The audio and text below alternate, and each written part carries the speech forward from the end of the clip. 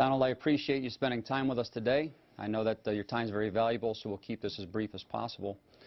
First of all, we want to congratulate you for all your success and to let you know that we're very excited about you coming to our ACN International event sometime in the future. Well, ACN has really been a great company, and you've done an amazing job, Greg, you and your whole staff and group of people. And it's an honor to be with you. And believe me, if you weren't amazing and if your company wasn't a great company, I wouldn't be doing this. We appreciate that.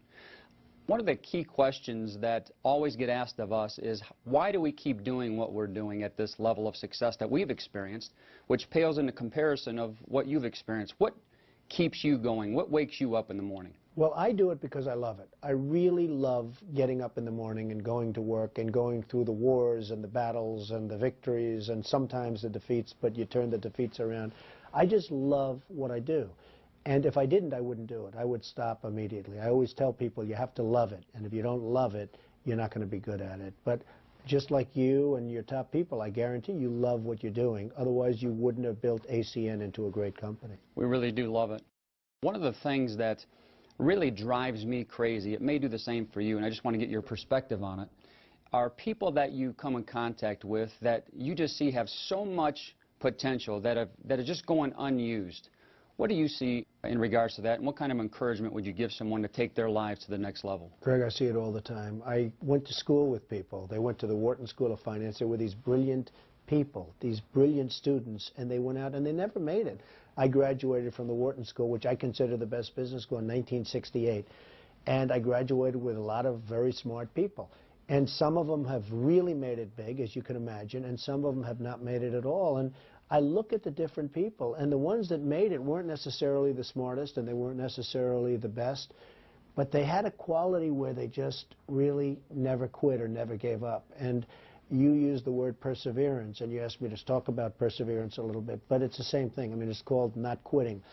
And they just wouldn't stop, and they became successful. And then other guys that were better students, probably smarter, to this day, they've never really hit, and they're not going to hit at this point of the game. And I look at them and I say the word was they just never quite had that perseverance or that, no quit attitude. Yes.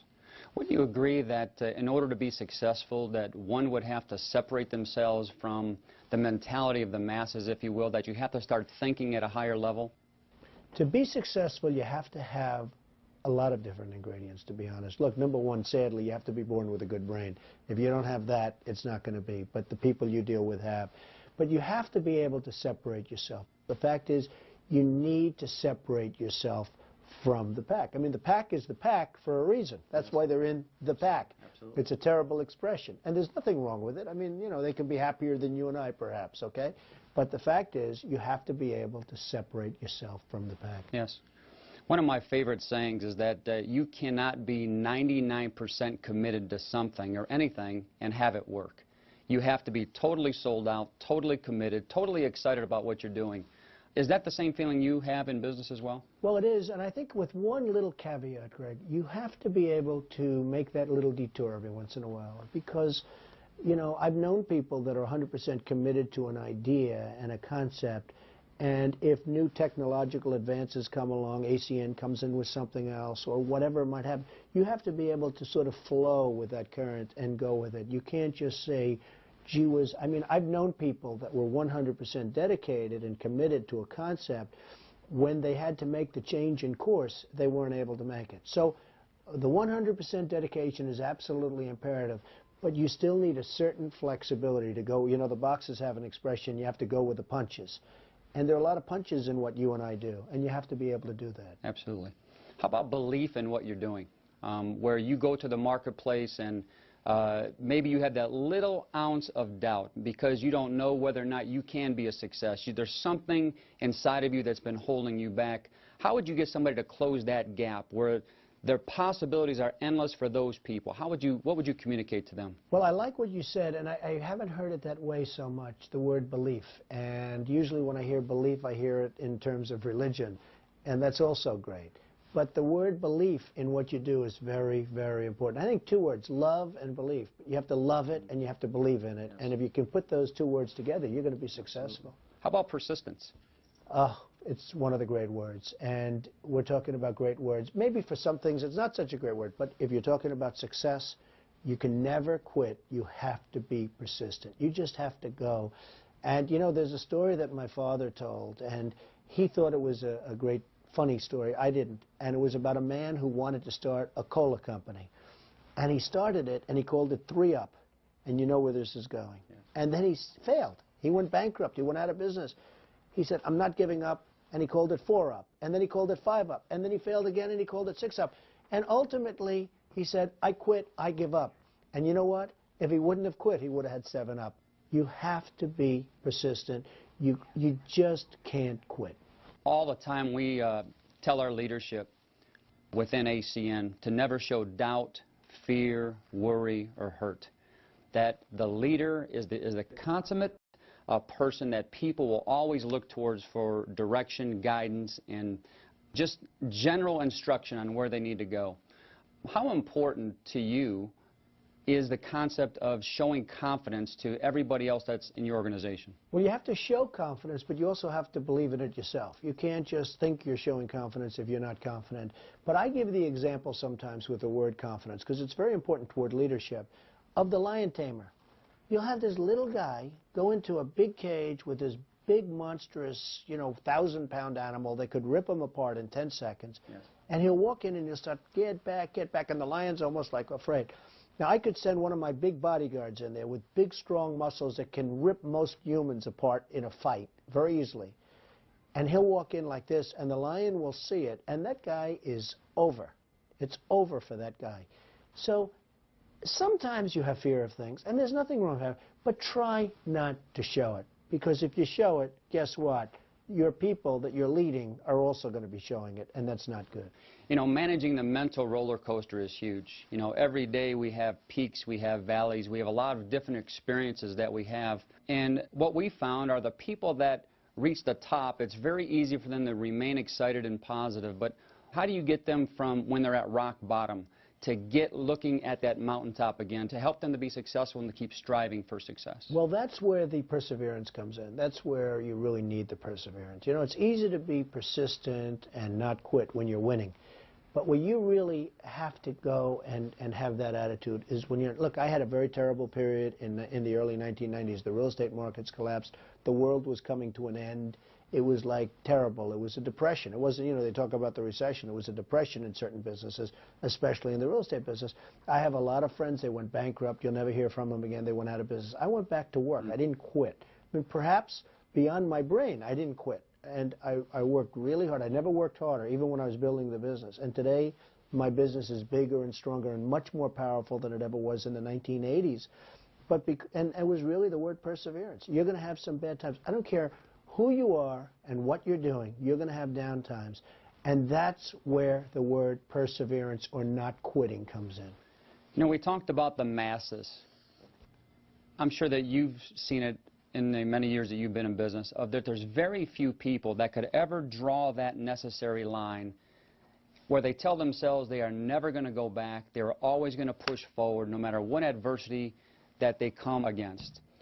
Why do you feel that the majority of people are reluctant to draw that necessary line in the sand to never have an opportunity to go back? Well, a lot of people give up.